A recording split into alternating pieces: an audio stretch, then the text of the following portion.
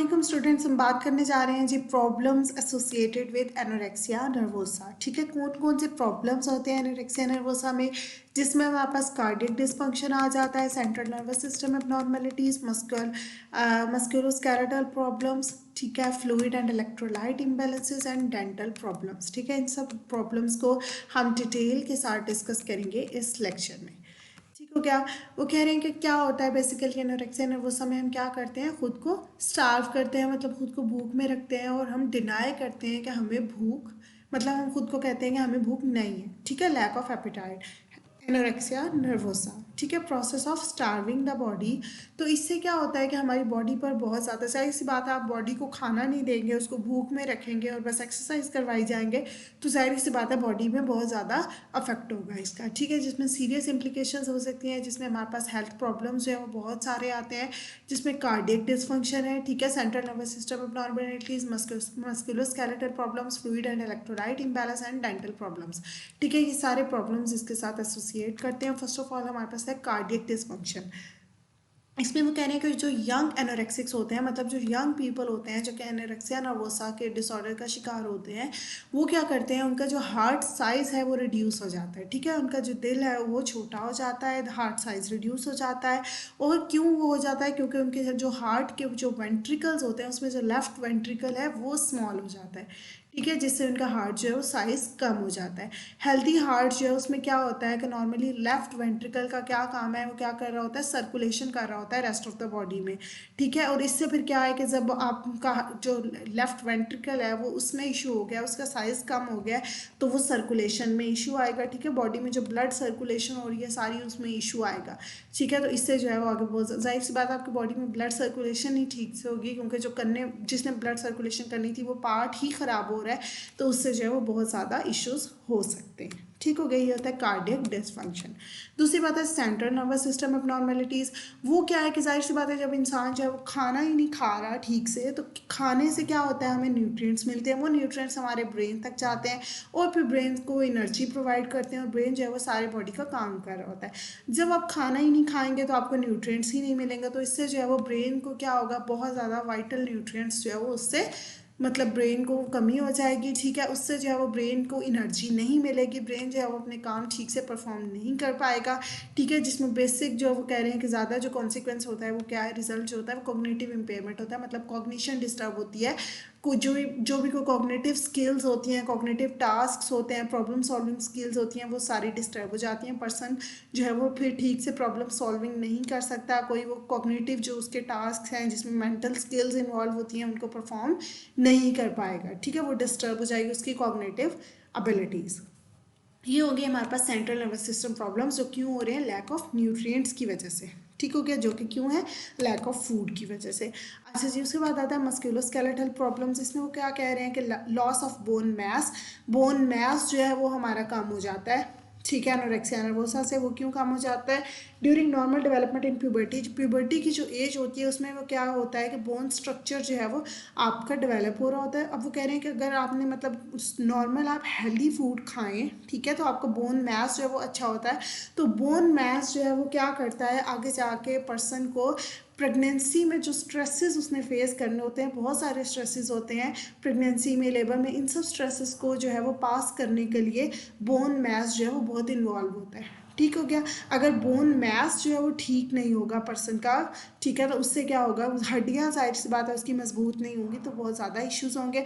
इसमें क्या है कि जब loss of calcium, deposit of calcium during this time is there for the considerable importance, मतलब कैल्शियम जो है वो बहुत ज़्यादा ज़रूरी होता है पर्सन के लिए। और आपको पता है कि हमारी बोन्स में कैल्शियम होता है। ठीक है, जब आपकी खाने में कैल्शियम नहीं होगा तो बोन्स में भी नहीं होगा, जिससे जो है वो बोन मैस कम हो जाएगा।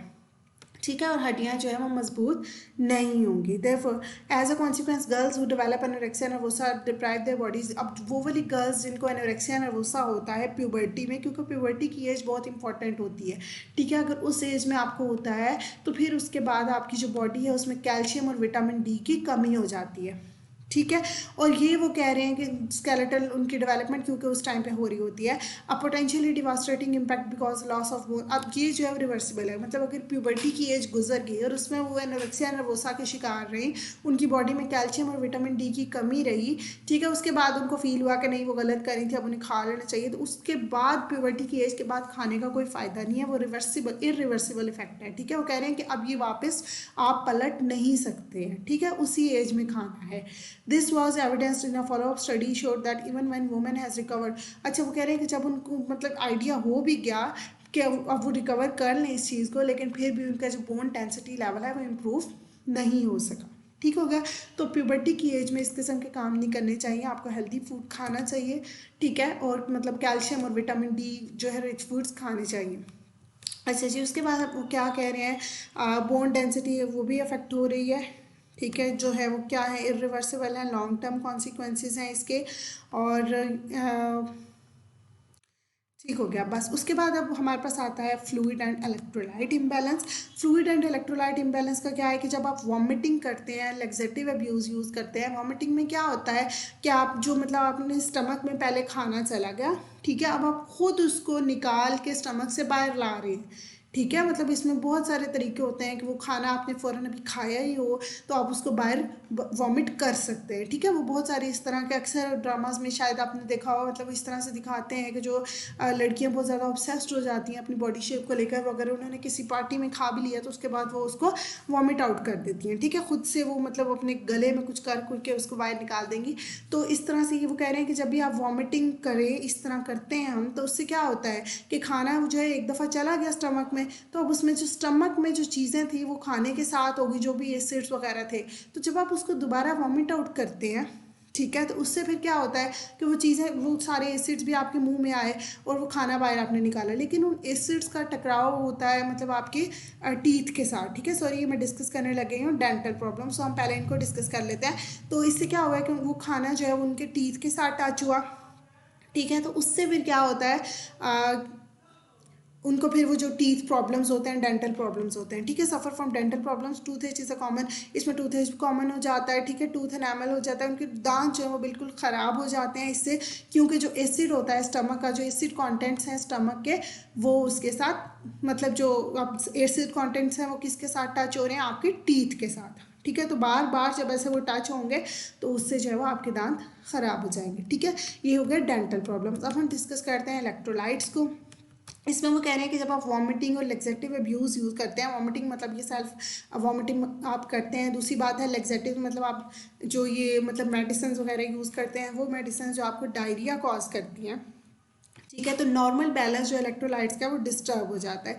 डायरिया में क्या होता है कि पर्सन के जो इलेक्ट्रोलाइट्स हैं वो थिन हो जाते हैं, ठीक है, पीएच डिस्टर्ब हो जाती है, जो भी आप खाएं वो मतलब फ्लूइड्स की फॉर्म में आपकी बॉडी से रिलीज हो जाता है।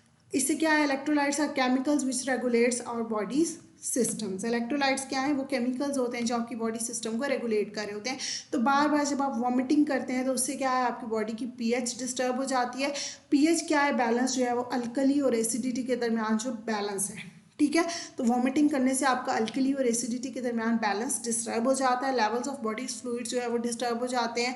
Is associated with the low levels of potassium and chloride. जब आप मतलब कि खाना नहीं खाएंगे, वॉमिटिंग कर रहे होंगे, लैक्सेटिव्स यूज़ करेंगे, तो इससे जो आपकी बॉडी में पोटेशियम और क्लोराइड की कमी हो जाएगी, ठीक है।